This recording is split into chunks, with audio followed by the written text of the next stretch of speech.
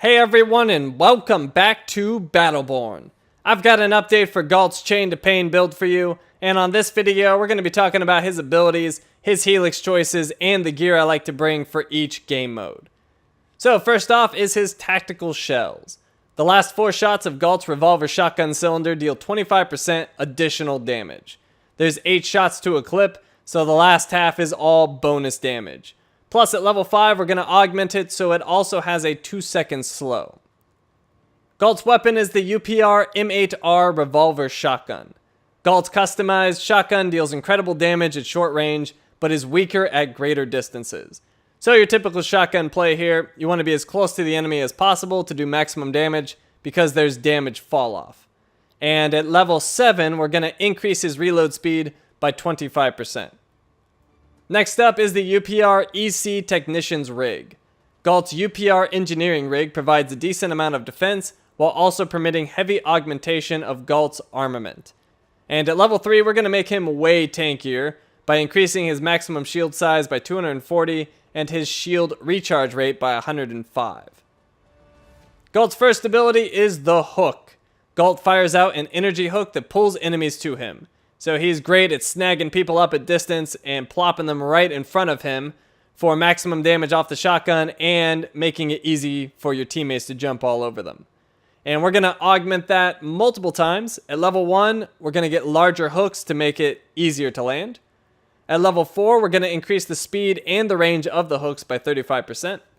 At level 6, we're going to add a drain to the hooks, so while they're being hooked in, they can take up to 360 damage. And at level 9, we're going to make it so every enemy we hook will receive 15% more damage for 5 seconds. Next up, we have the Scrap Trap. Deploys a trap to a target location which slows enemies for 2 seconds, and then explodes, dealing 200 damage. A maximum of 2 traps can be deployed simultaneously. So, the typical combo is you drop the Scrap Trap, you hook someone into it, they get slowed, they take the trap damage as well, and they're taking your maximum damage from shotgun. It's nasty, hence the Chain to Pain. And we're going to be augmenting the Scrap Trap 2 times.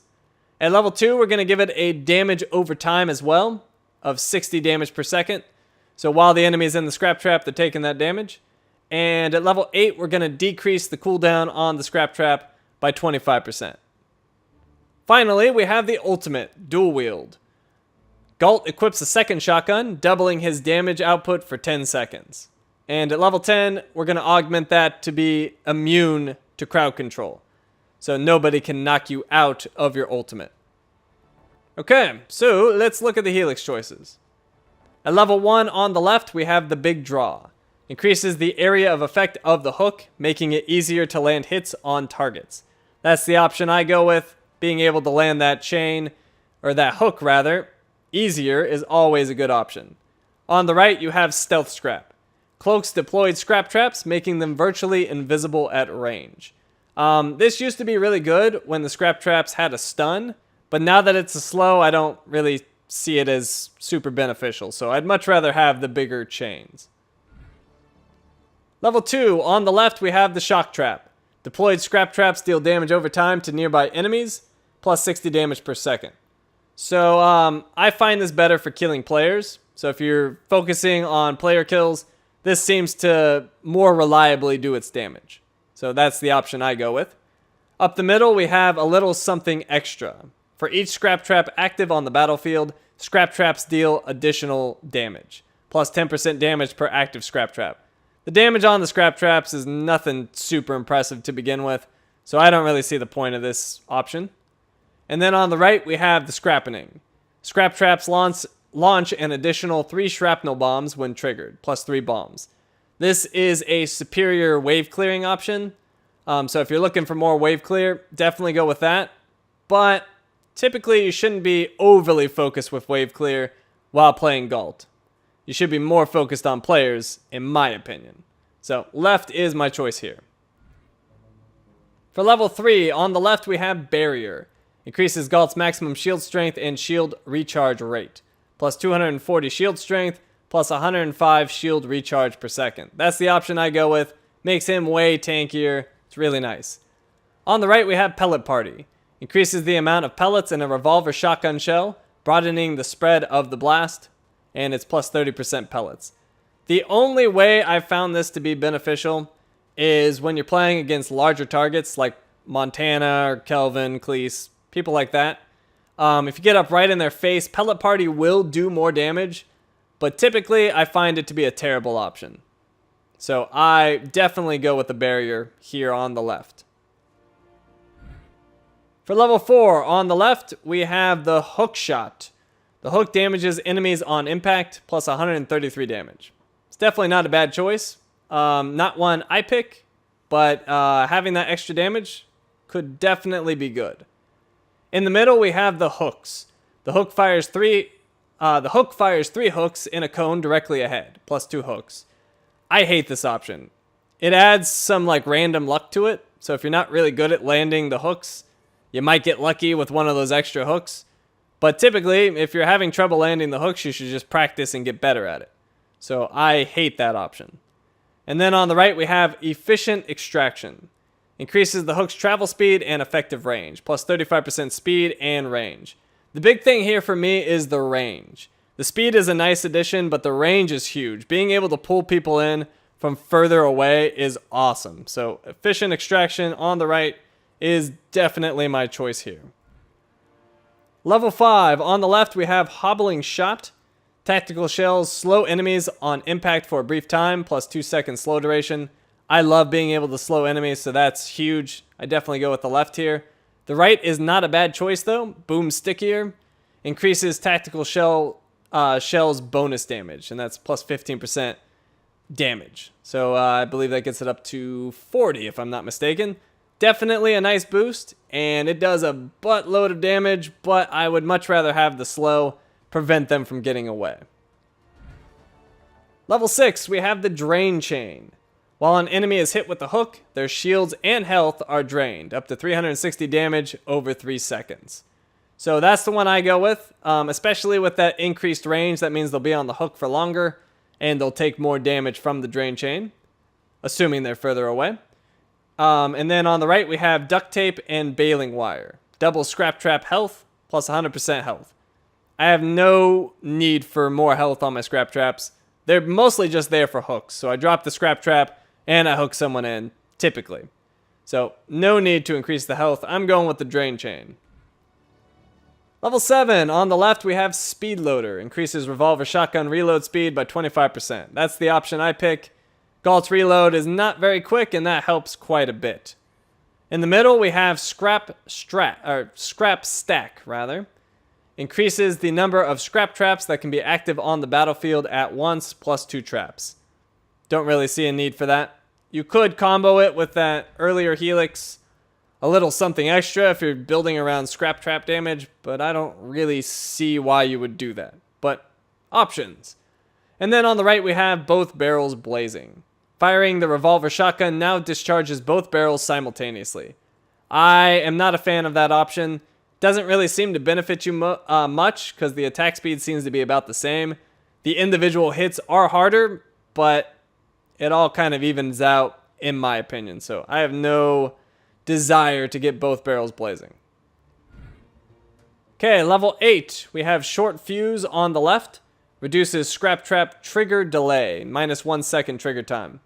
Don't really see a need for that. Scrap Traps work just fine as is. It used to be nicer in the past when you were trying to just drag people into a stun and then just unload on them before they even recovered. But now that that's not an option, I don't really see the point. Up the middle, we have Quick and Dirty. Reduces Scrap Trap cooldown, allowing more frequent use. Minus 25% cooldown time.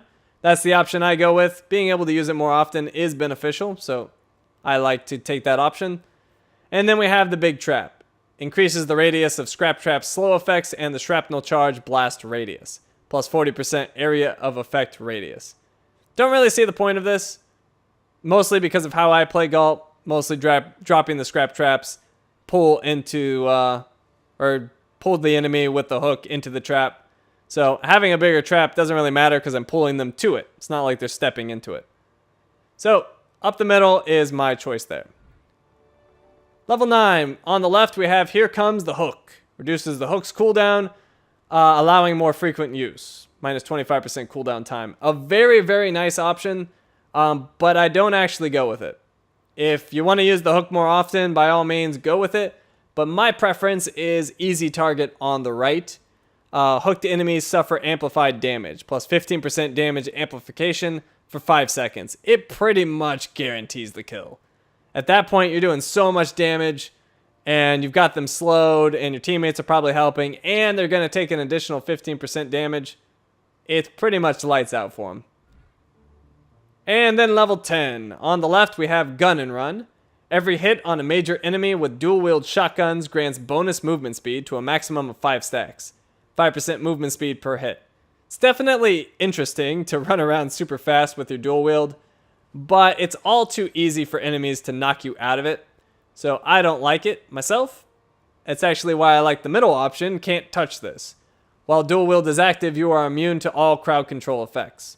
I would rather not get knocked out of it if I'm going to use it, so that's my preference. And then on the right, we have Incendiary Shells. Loads the revolver shotgun with incendiary shells during dual wield, dealing damage over time to struck enemies, plus 36 damage over 1.5 seconds. If you're looking for more damage, there you go, but it's not much more, so I don't particularly find it useful. I would much rather not get knocked out of the ultimate. Okay, so that's all the Helix choices, and let's go check out the gear. Using my typical damage gear setup for this. I personally like really expensive gear. I always have. Lots of people hate expensive gear. They much rather have a shard generator. Whatever you prefer. If you want to go with a less expensive set, by all means do it. But I'm just showing you what I use, and it works to great effect for me. So first off, we have the Survivor's Regrowth Serum. It's 14 health regeneration per second, and then if you survive for 3 minutes, you get an extra 7 for a total of 21. Next, we have the Vow of Zealous Fury. Increased attack speed, increased critical hit damage, and activating your skills gives you a stack of increased attack speed for 5 seconds. So I really prefer that because I'm pulling enemies in with a skill, and then I get that attack speed bonus so I can then unload on them. So it's really, really nice. Oh, and totally forgot the last item, the Symbiotic Gauntlet. Increased attack damage. It increases your maximum health, which makes Ghalt even tankier, which is great. And then the higher your health is, the more extra attack damage you're going to receive. So if you can stay at max health, you're going to get another 8.84% attack damage on top of the 8.84% you're already getting. So a huge attack bonus, and that's just going to melt people because Ghalt already does insane damage. So this is the set I use for Incursion and Meltdown. If I'm going into face-off, I just go with cheaper attack speed and attack damage items.